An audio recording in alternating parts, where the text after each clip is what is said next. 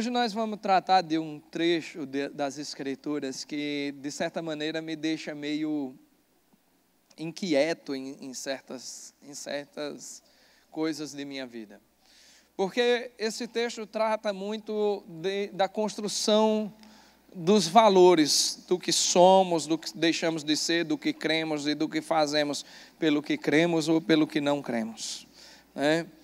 Eu estava ontem, tirei o sábado para ficar com minha família, digo, não, vamos ficar nós três juntos aqui, né? Eu, minha esposa e meu filhinho. Eu digo, vamos gastar um tempo juntos aqui, que a gente sempre procura fazer isso. E a gente brincando ali, eu brincando com aquele molequinho de 1 ano, aquela coisa linda, sorrindo e tal. E hoje de manhã, ele acorda nos horários bem convenientes, né? 5 horas da manhã, o moleque está lá em cima de mim com um sorriso assim, do tamanho do mundo. Aí não dá nem para você se chatear, né? Você diz, poxa, que coisa maravilhosa, né? Acorda assim com aquela coisinha linda. E aí você olha e diz, eu não consigo imaginar a minha vida sem essa criança agora, né? Você, sem querer, eu começo a achar que aquele é talvez um dos grandes valores, ou o grande valor da minha vida. Começo a olhar o quão importante é a minha família e, de repente, eu estou pensando, né, no sofrimento de pessoas que perdem seus filhos, de pessoas que perdem seus cônjuges, de pessoas que enfrentam perdas terríveis na vida. E eu digo, poxa, como essas pessoas conseguem passar por isso? Nos Estados Unidos, há uns 5 anos atrás, uma equipe da Universidade de Harvard, de Economia de Harvard, fez uma pesquisa sobre qual seria a maior dor que um ser humano poderia sentir. E a grande maioria dos norte-americanos daquela época respondeu que a maior dor que alguém poderia sentir seria perder um filho. E aí, na sequência, viria perder um parente próximo, como pai, mãe ou esposa, marido. E o terceiro lugar seria perder o emprego, considerada uma das 3 maiores dores que o ser humano moderno poderia sentir. Perder a sua fonte de renda e tal. Eu dizia, poxa, de fato são dores muito fortes. De fato são dores muito fortes. E quando a gente ouve, às vezes, os pregadores falando sobre valores, nós vemos os pregadores dizendo, inclusive eu já disse muitas vezes, para nós termos em mente os valores espirituais, os valores eternos, e não apenas os valores materiais, os valores terrenos. Mas talvez precise de uma certa ênfase em perceber que não é que só as coisas eternas têm valor, as coisas terrenas também têm valor. Deus também dá valor a essas coisas. Deus também dá valor aos filhos, Deus dá valor aos casamentos, às pessoas, às conquistas de nossas vidas. Deus sabe o quanto isso é importante para nós. Deus tanto sabe que Deus atende orações nesse sentido. Quantas orações Deus atende, ou já atendeu, no sentido de curar filhos que estão doentes, pais que estão doentes, de dar emprego para as pessoas que estão passando momentos difíceis, de libertar pessoas das drogas, enfim, se Deus responde a essas questões, é óbvio que essas questões têm valor, é óbvio que essas questões são importantes. E se essa pesquisa de Harvard está certa, se as maiores dores que nós sentimos são causadas pela morte de filhos, são causadas pelas mortes de pessoas que amamos ou pela perda de um emprego, isso significa também que a personalidade que Deus colocou em nós também é uma personalidade ligada a esse mundo. Eu não creio que essa dor seja meramente fruto do pecado. Não creio que seja assim.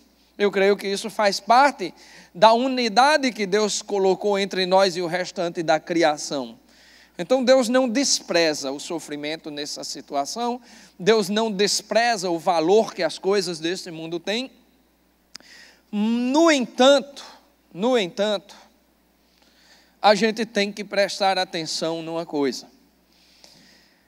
Ninguém dessas pessoas foi capaz de responder, pelo menos ninguém que se destacasse, pelo menos não uma quantidade de pessoas que se destacasse dentro da pesquisa, foi capaz de responder que uma grande dor na vida de alguém seria perder a comunhão com Cristo. Parece que a gente não percebe que essa deveria de fato ser a maior dor de um ser humano, o ato de perder a comunhão com Cristo. Porque a perda da comunhão com Cristo, ela nos leva para caminhos de uma tentativa de construção da vida pelos nossos próprios meios, ou de interpretação da vida por nós mesmos. E aí nós começamos a querer investir ou modificar o mundo ao nosso redor de acordo com o nosso pensamento. Daí surge todos os outros tipos de sofrimento. Você quer resolver seu casamento, o sofrimento dentro do seu casamento sem Deus? Como é que você resolve? Com a dor do divórcio. Você quer resolver os problemas sociais sem Deus? Como é que você tenta resolver? Com as ideologias. Aí vem a dor provocada pelas ideologias, pelas decepções sociais, por todas essas coisas. Então, tudo que você tenta resolver fora da comunhão com Cristo, lhe traz algum outro tipo de dor que talvez você não perceba, mas essa é a grande dor que o ser humano sente. A dor de estar distante de Cristo. Jesus Cristo, quando andava com os seus discípulos aqui na terra, ele teve uma preocupação muito grande em alinhar o pensamento dos seus seguidores em torno da eternidade, em torno daquilo que realmente tem significado. Ele foi quem disse lá em Marcos 10:5, sem mim nada podeis fazer. E parece que a gente, mesmo nós crentes, não temos às vezes a dimensão completa do que significa nada podeis fazer. Parece que nós não entendemos o significado da palavra nada aí. Parece que nós não entendemos que na ausência de Jesus Cristo, todas as coisas se tornam imensamente complicadas, difíceis e insolúveis. Até aquilo que nos parece pequeno, como resolver um problema de casamento, ou resolver um problema com um filho, ou resolver um problema no emprego, ou, sei lá, fazer um plano de governo dar certo.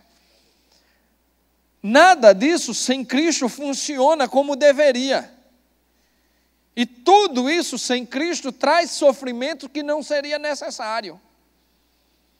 Então a dor que o ser humano sofre realmente está ligada ao afastamento de Cristo, ao afastamento da comunhão com Deus, a ruptura da comunhão com Deus. Quando Jesus Cristo começou a se deslocar para uma cidade chamada Cesareia de Filipe, uma cidade dominada pelo governo romano, uma cidade pagã, dominada pelo governo romano, e aí você já pode ir abrindo a sua Bíblia no Evangelho de Marcos 8:27. Jesus e os seus discípulos dirigiram-se para o povoado nas proximidades de Cesareia de Filipe. No caminho ele lhes perguntou: quem o povo diz que eu sou? Eles responderam: alguns dizem que és João Batista, outros Elias e ainda outros, um dos profetas. E vocês? Perguntou ele. Quem vocês dizem que eu sou? Pedro respondeu: tu és o Cristo. Jesus os advertiu que não falassem a ninguém a seu respeito. Então ele começou a ensinar-lhes que era necessário que o Filho do Homem sofresse muitas coisas e fosse rejeitado pelos líderes religiosos, pelos chefes dos sacerdotes e pelos mestres da lei, fosse morto e 3 dias depois ressuscitasse. Ele falou claramente a esse respeito. Então Pedro, chamando-o à parte, começou a repreendê-lo. Jesus, porém, voltou-se, olhou para os seus discípulos e, repreendendo Pedro, disse: para trás de mim, Satanás. Você não pensa nas coisas de Deus, mas nas dos homens. Então ele chamou a multidão e os discípulos e disse: se alguém quiser acompanhar-me, negue-se a si mesmo, tome a sua cruz e siga-me. Pois quem quiser salvar a sua vida, a perderá. Mas quem perder a sua vida por minha causa e pelo evangelho, a salvará. Pois que adianta o homem ganhar o mundo inteiro e perder a sua alma? Ou o que o homem poderá dar em troca de sua alma? Se alguém se envergonhar de mim e das minhas palavras nessa geração adúltera e pecadora, o Filho do Homem se envergonhará dele quando vier a glória de seu Pai com os santos anjos. Jesus estava com discípulos e a esses discípulos ele queria formar como fazedores de discípulos. Ele não pensava em ter discípulos que iam parar sentados num banco de uma igreja. Ele não pensava em ter discípulos que iam ficar apenas se inchando da palavra.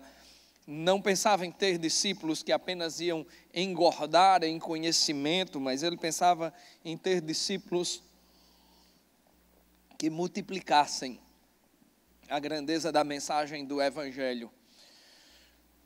E ele começou nesse trecho, nesse diálogo, a dar algumas pistas do que ele espera dos seus seguidores. Jesus Cristo, quando fala em discípulos, a palavra grega para discípulos, ela poderia ser perfeitamente traduzida como seguidores, pessoas que seguem outra pessoa. Mas para seguir alguém, nós temos que seguir alguém a quem se dá valor, a quem se valoriza realmente e a quem nós entendemos como alguém que vale de fato a pena andar na mesma trajetória, andar do mesmo jeito. E aqui Jesus Cristo começa a dar algumas lições muito profundas do que seja segui-lo. Começa a nos mostrar alguns passos dessa caminhada absolutamente necessários.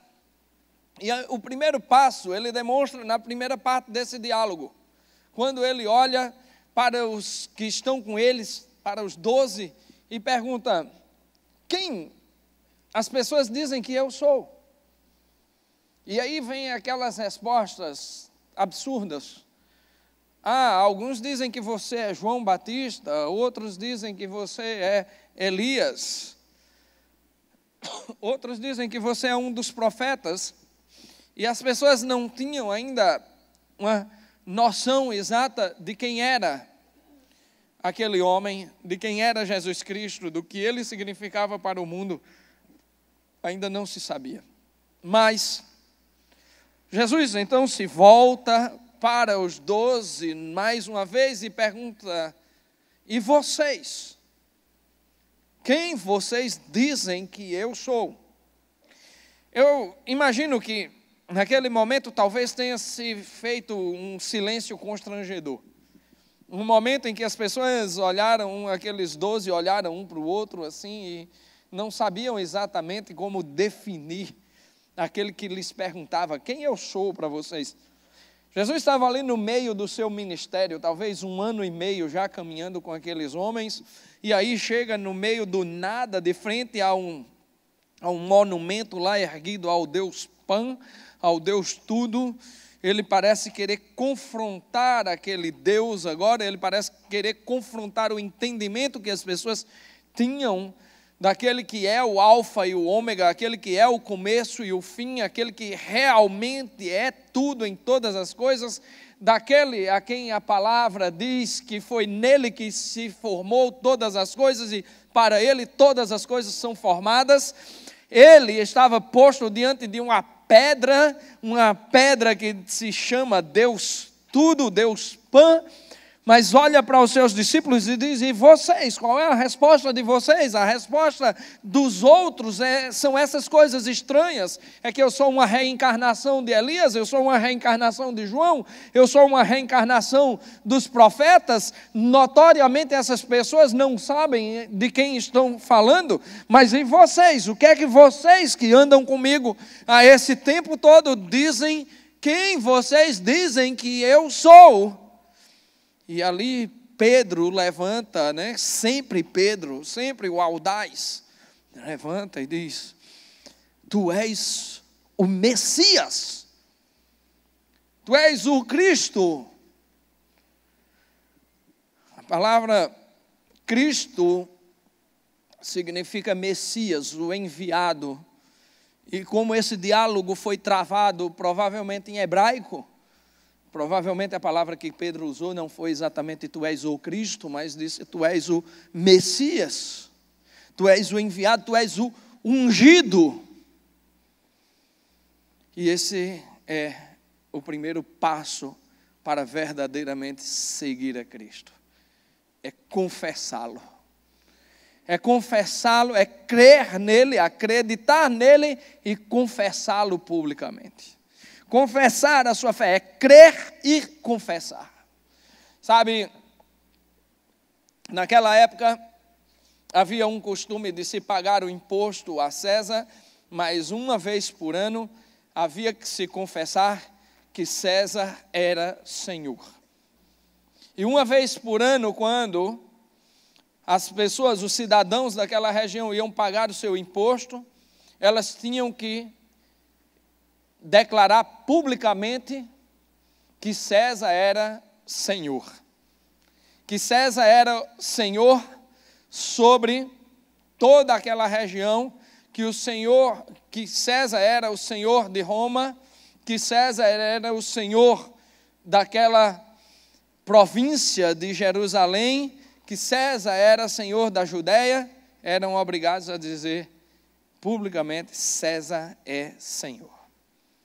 E quando os cristãos começaram a compreender, quando houve de fato conversão, um pouco depois desses dias, desse diálogo, quando os cristãos começaram a realmente entender quem era Cristo, quem era o Senhor, quem era o enviado, eles começaram a se negar a dizer que César era Senhor. E começaram a dizer: Cristo é Senhor. Cristo é o Senhor. Por causa disso, muitos morreram, muitos foram perseguidos. Por causa disso, existiu a diáspora. Os cristãos foram perseguidos, foram expulsos de Jerusalém. Por causa disso, Pedro escreve a pessoas que estão foragidas. João escreve a pessoas que estão foragidas. Por causa disso, o evangelho começa a sair por todos os lugares, porque aqueles homens não queriam dar a um homem qualquer o senhorio que pertencia a Jesus Cristo, que pertence a Jesus Cristo. Um seguidor do Senhor Jesus não apenas crê que Jesus é o Senhor, mas declara isso com sua boca, declara isso convicta e publicamente. Paulo nos ensina isso.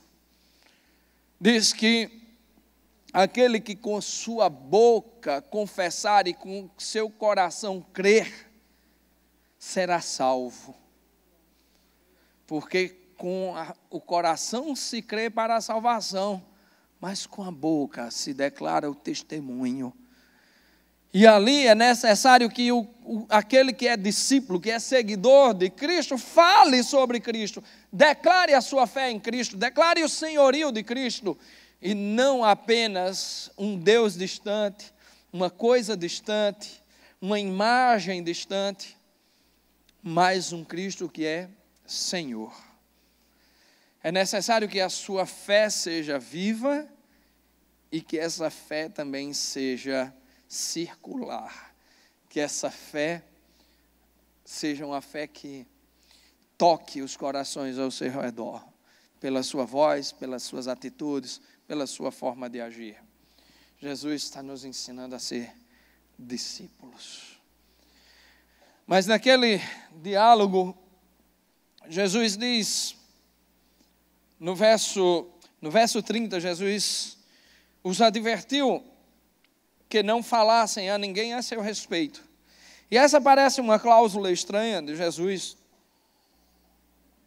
mas ele dizia que não era para falar acerca dele mesmo, porque ainda tinha coisas que precisavam acontecer.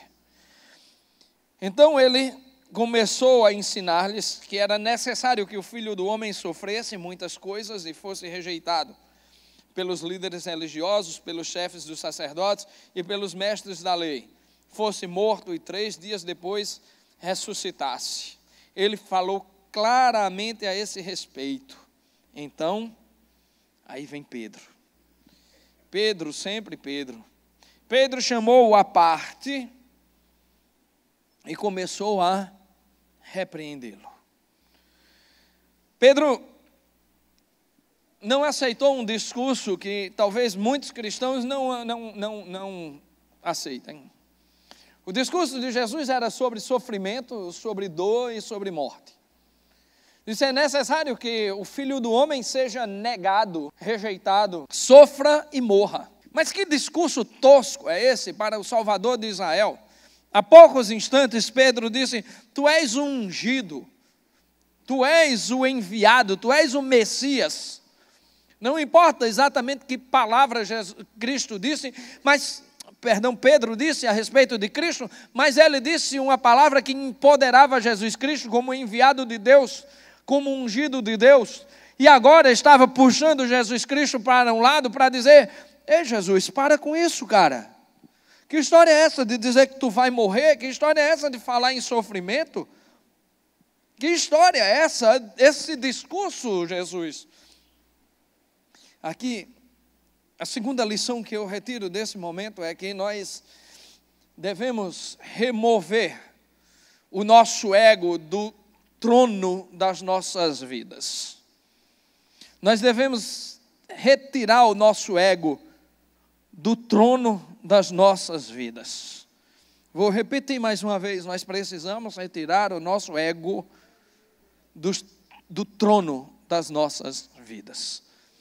O que Pedro estava querendo dizer ali era, Jesus, esse tipo de discurso não serve, não é esse tipo. Eu faço parte do time dos vencedores, eu estou contigo porque tu és vencedor, eu estou contigo porque tu és ungido, e ungido significa um líder, e um líder não fala sobre sofrimento, um líder não fala sobre dor, um líder não fala sobre morte, um líder não proclama a sua própria morte. Quem é que vai seguir um homem que está caminhando para a morte?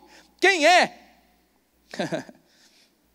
Pedro talvez não tenha incorporado, Pedro, aliás, com certeza não conseguiu incorporar o verdadeiro discurso de Jesus e colocou diante de Jesus a sua condição humana. Jesus lhe dá uma resposta que mostra exatamente onde estava o ego de Pedro nesse momento. Jesus olhou para ele, Não só olhou para ele, Jesus, porém, voltou-se, olhou para os seus discípulos e repreendeu Pedro. Quer dizer, ele puxou Pedro agora para frente de todo mundo. Se Pedro tinha chamado ele para um cantinho, ele disse, não, venha cá. Eu quero que todo mundo ouça essa resposta. Olha para Pedro e diz uma coisa extremamente dura. Para trás de mim, Satanás. Você não pensa nas coisas de Deus, mas nas do homem. Caramba, essa passagem é intrigante, porque algumas pessoas pensam que Pedro teve ali uma manifestação satânica. Não se trata disso. Jesus repreendeu severamente Pedro, e a palavra Satanás em grego quer dizer adversário, ou inimigo. E foi como se Jesus tivesse dito assim, ei, não haja como meu inimigo. Não haja como o adversário. Você está pensando apenas nas coisas humanas e não está pensando nas coisas de Deus. O nosso ego tenta nos impulsionar para coisas materiais e para um mundo extremamente limitado ao nosso redor, para um mundo tangível, para um mundo factível, para um mundo que nossos olhos podem ver. Sabe, eu até compreendo isso, porque antes de eu me converter ao Senhor Jesus, eu não conseguia imaginar o que seria isso, o que seria uma visão dos céus, o que seria, e mesmo depois de convertido, eu ainda tinha aquela dor dentro de mim, aquela coisa estranha, porque eu sempre fui muito materialista no sentido, não no sentido de querer ter coisas, mas materialista no sentido de compreender o mundo a partir do próprio mundo, muito racional, e no sentido de tentar entender o mundo apenas a partir da razão e não me concebia imaginar o que seria os céus. E eu me lembro que quando eu me converti, tinha uma musiquinha de um forrozeiro crente, eu não lembro o nome do cara agora, mas ele era famoso, e dizia assim: já imaginou, irmão, como vai ser na glória? E aquele hinozinho me perturbava, né? Porque ele dava uma resposta que para mim era totalmente sem sentido. Ele dizia: vai ser anjo para todo lado, e os irmãos cantando o hino da vitória, uma coisa desse tipo. Eu não me lembro bem a letra da música, mas aquela letra me perturbava, porque quando ele perguntava: você já imaginou, irmão, como vai ser na glória? A minha mente humana era totalmente incapaz de imaginar o que seria na glória, o que seria a glória. Até que um dia eu me deparei com um verso de 1 Coríntios 2,9, que diz que nem olhos viram, nem ouvidos ouviram, nenhuma mente humana jamais imaginou o que Deus tem preparado para aqueles que o amam. E eu comecei a entender desde então que não é através da minha razão que eu vou chegar à glória de Deus, não é o meu entendimento que me vai levar à glória de Deus, mas o simples fato de crer e entender que Ele é Senhor, isso é suficiente. Eu não sei como é o céu até hoje. Eu não faço a menor ideia racional de como seria o céu até hoje. Não me iludo com as imagens cantadas pelos poemas de Dante Alighieri, que canta o inferno, que canta, né, o purgatório e que canta o céu. Não me iludo com esse tipo de imagem. A imagem que a Bíblia diz ninguém viu o céu. Eu só tenho certeza de uma coisa: o Deus em que eu creio está me levando para um lugar maravilhoso. O Deus em que eu creio não está me levando para a morte, como Pedro pensou. O Deus em quem eu creio está me levando para a ressurreição. E é necessário que para que se ressuscite, morra. E se a morte está no caminho, eu quero morrer com meu Deus. Quando eu coloco o meu ego racional, quando eu coloco a minha tentativa de força e de fuga racional para tentar compreender o que seja o céu, o que seja o inferno, quando eu tento compreender o espiritual com os pés nesse chão, meu amigo, minha amiga, eu não tenho como ir adiante. Mas uma coisa é certa: quando eu compreendo que Jesus Cristo está me puxando, sabe, de um lugar, esse sim eu conheço bem, quando Jesus Cristo está me puxando das trevas, que essas trevas eu conheci muito bem, eu sei que para lá eu não quero voltar. Então eu quero que Ele seja Senhor da minha vida e que Ele ocupe o lugar de Senhor na minha vida. Então eu não quero o meu ego assentado no trono da minha vida, eu quero que a minha vida tenha um Senhor. Eu quero que a minha vida tenha um Deus digno que me diga para onde ir e para onde não ir. Eu quero um Deus que fale comigo, e o Deus que eu conheço, Ele fala comigo. Ele fala comigo por meio dos profetas, Ele fala comigo por meio dos pregadores, Ele fala comigo por meio das escrituras, mas todas as vezes que eu tento colocar o meu ego no trono da minha vida, o que me sobra é angústia, é decepção, é raiva, é intolerância e é rompimento com a pessoa de Cristo e com a comunhão de Cristo. Quanto mais eu tento colocar a minha vida, aliás, quanto mais eu tento me colocar como Senhor da minha vida, quanto mais eu tento me assentar no trono da minha vida, mais difícil fica me comunicar com Deus e ouvir a Deus, porque, primeiro do que tudo, eu não quero ler as Escrituras. Segundo, eu não quero orar.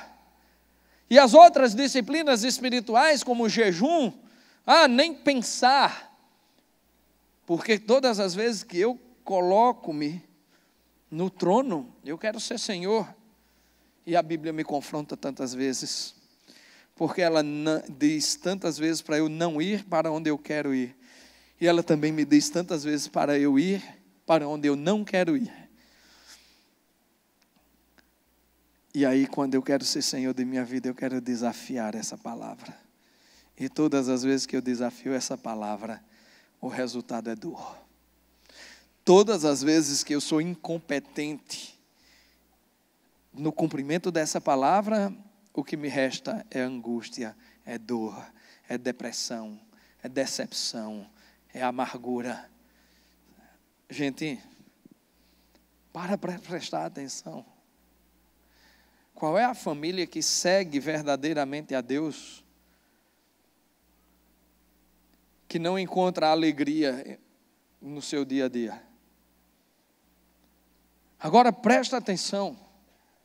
Nas famílias que não seguem a Deus, nas famílias que não buscam a Deus, nas pessoas que não buscam a Deus, cada um encontra um caminho para a sua própria infelicidade. Essa é a máxima colocada por Tolstói no livro Ana Karenina. Quando eu li isso, é a primeira frase que Tolstói coloca no livro dele. A primeira de todas. Quando eu li esse livro, eu digo, poxa, a primeira frase já valeu todo o livro. Ele diz, todas as famílias felizes são felizes mais ou menos do mesmo jeito. Mas as infelizes, cada uma tem a sua própria maneira de ser. Eu digo, cara, que verdade espetacular Tolstói colocou no início desse romance. Todas as vezes que eu quero ser feliz ao meu próprio modo, o que eu encontro é um caminho para a infelicidade. Todas as vezes que eu me coloco no trono da minha vida, todas as vezes que eu tento retirar Jesus do trono da minha vida e tento colocar lá o meu ego, eu encontro um caminho diferente para a infelicidade. Mas todas as pessoas verdadeiramente felizes encontram em Cristo o único caminho para a vida feliz e para a vida eterna. O único caminho, não um caminho, mas o único caminho. Agora eu, no trono da minha vida, eu certamente encontro pelo menos um caminho para ser infeliz, para gemer as dores da minha própria inconsequência. Quando Paulo diz que de Deus não se zomba, e que cada um colherá daquilo que plantar, é exatamente sobre isso que ele está dizendo. Todas as vezes que eu substituo a soberania perfeita de Deus, a sabedoria perfeita de Deus sobre a minha vida, pela minha sabedoria limitada, encontrei mais um caminho para a infelicidade. Encontrei mais um caminho para a dor. Encontrei mais um caminho para me distanciar de mim mesmo. Creia e confesse que Jesus é o Senhor. Em segundo lugar, remova o seu ego do trono da sua vida. Terceiro, diz assim, então ele chamou a multidão e os discípulos e disse, se alguém quiser acompanhar-me, negue-se a si mesmo, tome a sua cruz e siga-me. Pois quem quiser salvar a sua vida, a perderá. Mas quem perder a sua vida por minha causa e pelo Evangelho, a salvará. Terceiro passo que Jesus me ensina. Visualize o seu próprio ego como um defunto. Visualize o seu próprio ego como um defunto. Bote ele dentro de um caixão e enterre, meu amigo. Tire ele lá do trono, coloque dentro de um caixão e diga: seu lugar é aí. Jesus Cristo olha para aqueles homens e mulheres. Agora ele não está mais se dirigindo só aos 12, mas a toda a multidão. E diz: aquele que quer me seguir, aquele que quer ser um seguidor meu, aquele que quer verdadeiramente ser um discípulo de Cristo, negue-se a si mesmo, tome a sua cruz e siga-me. Ora, que convite maluco, hein? Que convite doido. Se alguém chega aqui para você e diz: olha, o convite que Jesus Cristo lhe faz é para você negar a si mesmo, tomar a sua cruz e segui-lo. Cara, quando você pensa em cruz, você pensa em quê? Você pensa em morte. Todo mundo pensa em morte. Você olha para uma cruz dessa, aqui dentro pode até não ter o contexto de morte, mas a maioria das pessoas olham para a cruz e pensam em morte. E de fato, cruz representa morte. De fato, cruz representa calvário. Cruz representa dor. E Jesus Cristo diz: tome as suas dores, venha. Siga-me. Mas não siga-me de qualquer maneira, siga-me com sua cruz nas costas, ou seja, siga-me para a morte. E aí você fica louco, diz: como é isso? Como é que eu vou atender um convite desse? O cara está me chamando para ir morrer com ele está me chamando para negar a mim mesmo e ir morrer com ele. Esse cara é doido, é suicida, o que é isso? É baleia azul agora, é? Os caras vai querer, uns pedem para eu me cortar, outro pede para eu carregar uma cruz, outro pede para eu negar a mim mesmo. Não. Esse chamado é extremamente libertador. Negue-se a si mesmo. Negue-se a si mesmo, tome a sua cruz e siga-me. Sabe, negar a nós mesmos é também negar toda a nossa intransigência, toda a nossa fraqueza, toda a nossa mentira, todas as nossas formas pequenas de tentar resolver as coisas da vida. Negar a nós mesmos é negar a nossa falta de fé, negar a nós mesmos é negar a nossa impaciência, os nossos medos. Negar a nós mesmos é extremamente libertador. Quando eu fiquei pensando hoje de manhã, olhava para meu filho, e enquanto eu preparava a mensagem, vinha aquela coisinha pequena correndo pelo corredor para me atrapalhar. Aí botava aquele sorriso, sabe, com bem pouquinho dente na cara, assim. Eu olhava assim e dizia: meu Deus, que coisa mais linda essa que tu me deste, obrigado, Pai. Dizem que parece com o Pai, mas é bonito, que coisa, só tu, né? Só tu para fazer uma coisa dessa. E aí, eu olho e digo: cara, se eu estou dizendo que o maior valor da vida são as coisas espirituais, eu tenho que entender que Cristo para mim é de fato muito mais importante do que esse filho.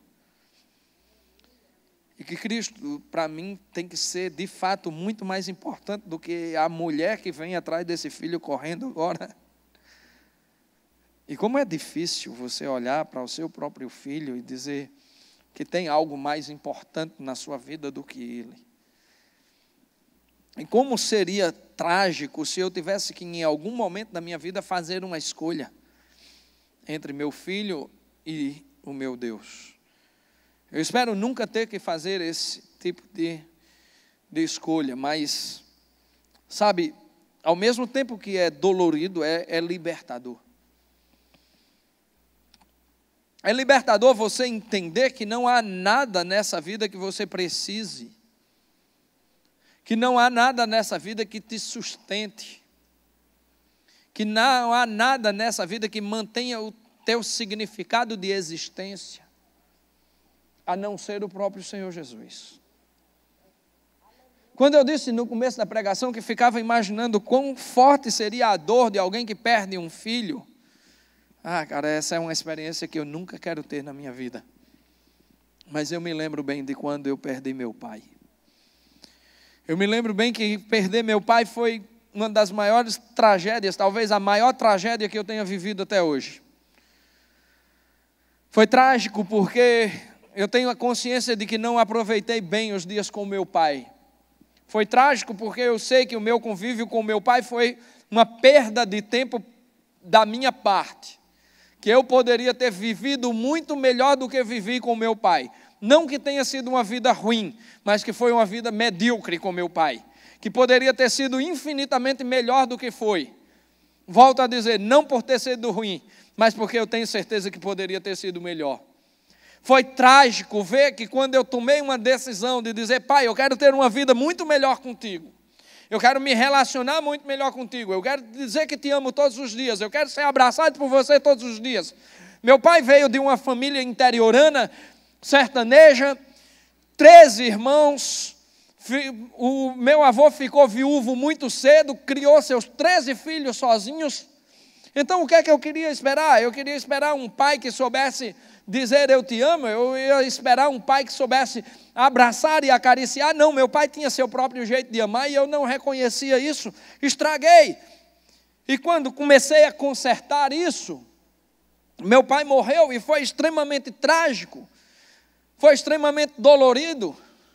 Eu lembro demais que eu olhei para minha mãe e eu disse, eu preferia que eu tivesse morrido. E o quanto eram sinceras as minhas palavras naquele dia. Eu disse, eu preferia que eu tivesse morrido, porque era eu o responsável por manter um relacionamento perfeito com meu pai, já que eu era cristão, eu era quem tinha estudado, eu era quem tinha tido todas as oportunidades. Se havia alguma limitação naquele relacionamento, quem tinha a obrigação de consertar era eu, e não o fiz, e meu pai se foi sem que eu o fizesse, e foi extremamente dolorido, foi trágico. Eu desenvolvi síndrome do pânico, passei 7 anos com síndrome do pânico por causa dessa história.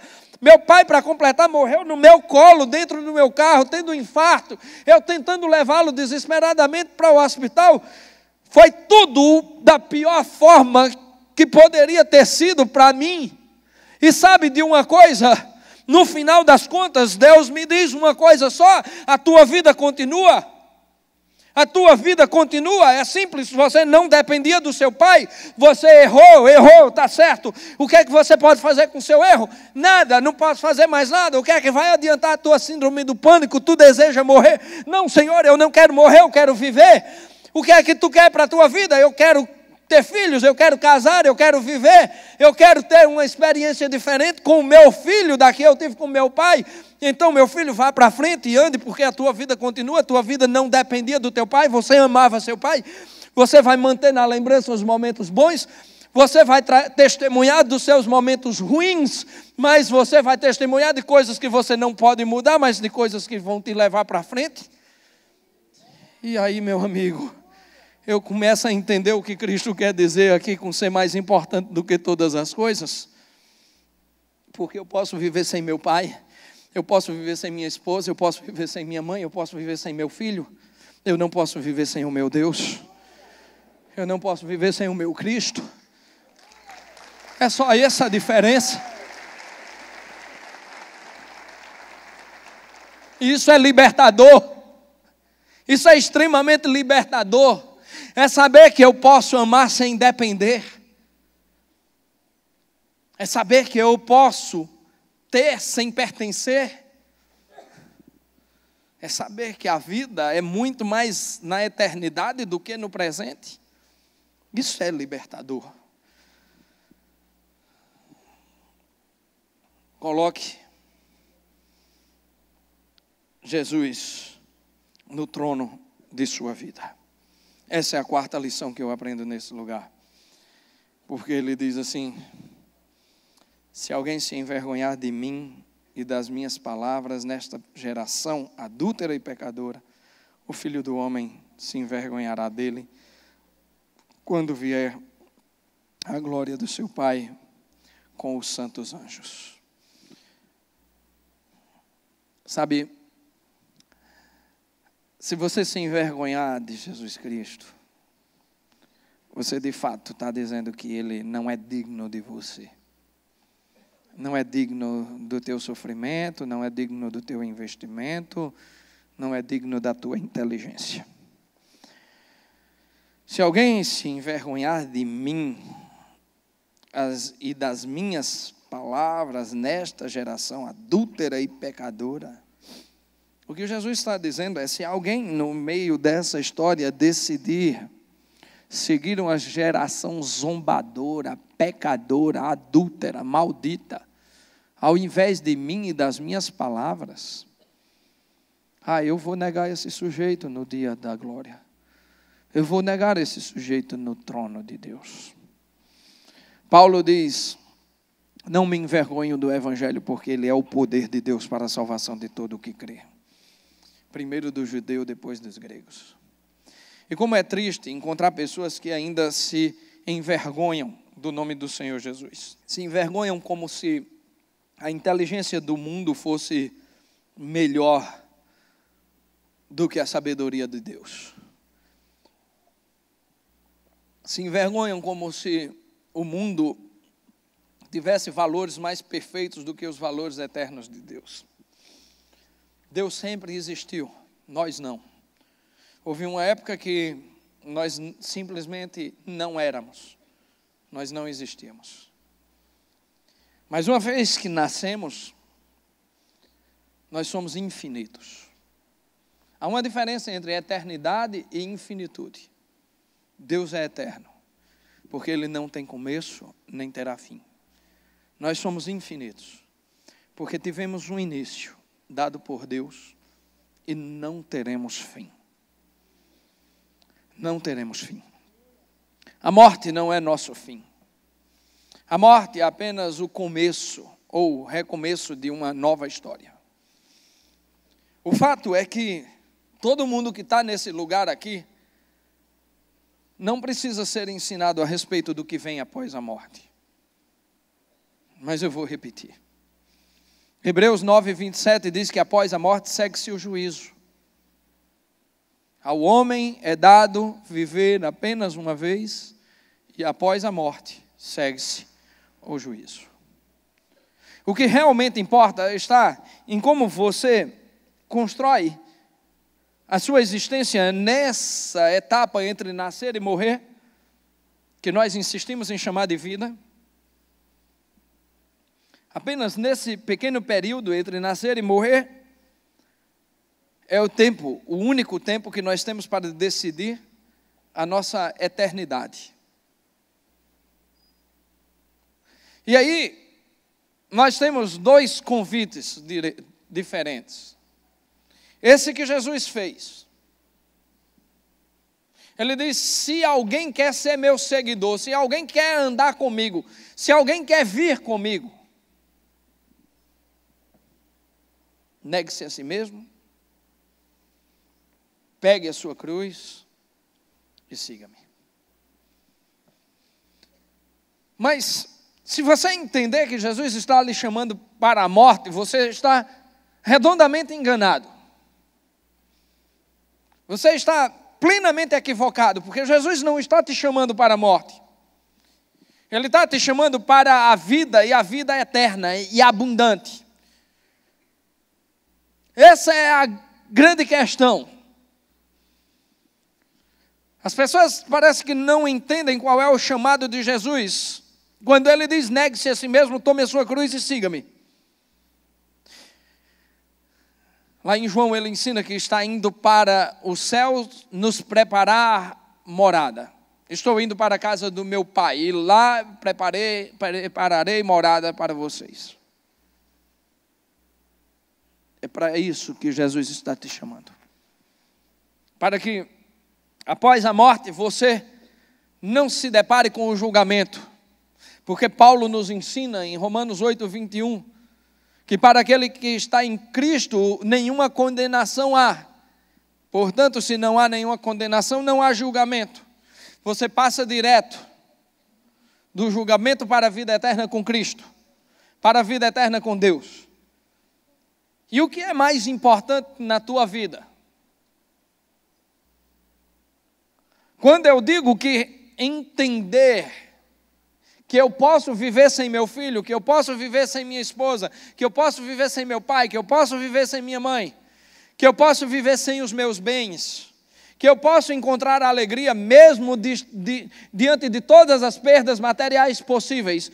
Quando eu digo que reconheço isso, reconhecer isso é libertador da minha vida, só faz sentido no contexto de que eu sei para onde Cristo está me levando. E Ele está me levando para a vida eterna. E quando eu entendo para onde Cristo está me levando, eu modifico o sentido de todos os valores do que existe ao meu redor. Porque quando eu faço uma comparação entre a glória da eternidade e o sofrimento desse presente tempo, eu só posso encontrar ecoando na minha mente a resposta que Paulo dá em Romanos 8,17, quando ele diz que os sofrimentos do presente tempo não são para ser comparados com a glória que está por vir para ser revelada em nós. Eu não posso entender de outra maneira que, após o julgamento, eu sigo um caminho ou outro, mas o caminho que eu seguir vai ser a eternidade. E tudo que eu preciso é crer. Tudo que eu preciso é seguir. Tudo que eu preciso é colocar Cristo no lugar dele, no trono que governa a minha vida, e me tornar obediente a ele em todos os sentidos. Não há nenhuma recompensa. Quando Cristo pergunta: o que é que o homem pode dar em troca da sua alma? Ou quando ele pergunta: de que vale ao homem ganhar todas as coisas e perder a sua alma? Gente, essas duas perguntas matam por si só todo o sentido ideológico do mundo. Há um teólogo canadense que escreveu um livro que afirma que toda ideologia é idolatria. E de fato é. Porque tudo aquilo que você coloca no trono da vida para substituir a Deus é idolatria. Seja sua ideologia, seja seu político, seja você mesmo, seja sua inteligência, seja seu dinheiro, seja o que for. Você pode não idolatrar pedra e pau, mas todas as vezes que você coloca outra pessoa, outra coisa que não seja Cristo no trono da sua vida, você está criando um ídolo para si. E Jesus está aqui derrubando todos esses valores e dizendo: não há nada para se comparar com a eternidade. Não há absolutamente nada que se possa comparar, porque o que eu estou te chamando não é para morrer e acabar. O que eu estou te chamando é para morrer e ressuscitar. Porque a ressurreição é o prêmio do cristão. A ressurreição é o destino do cristão. Ressuscitar para glorificar a Deus numa terra que vai ser completamente refeita pelo Senhor, para que nós habitemos nela definitivamente. Novos céus e nova terra serão construídos. É um projeto de restauração. E é para essa restauração plena que Cristo está te chamando. Eu quero concluir dizendo uma coisa. Não se perca pela sua própria vida, mas perca a sua vida pela causa de Cristo. Não se perca procurando seus tesouros. Não se perca procurando sua própria segurança. Não confunda o sentido do reino e do rei. Não tente mudar aquele que está no trono. Não se perca na sua própria vida, mas perca a sua vida pela causa de Cristo. Jesus ensinou ainda nesse trecho, dizendo que qualquer que quiser salvar a sua vida, a perderá. Mas quem perder a sua vida por minha causa e pelo Evangelho, a salvará. Quem sair do trono e colocar a Cristo nele, pode até perder a sua vida aos olhos humanos, mas ganhará a eternidade. Porque isso que nós chamamos de vida é apenas uma passagem. É apenas uma passagem que sem Cristo não faz sentido nenhum. Qual o sentido de tudo que você fez até hoje? Se teu destino for pó e cinza. Qual o sentido de tua vida sem crer na eternidade? Qual é o sentido se tudo terminar num cemitério? Ou em qualquer lugar aí, onde você for posto?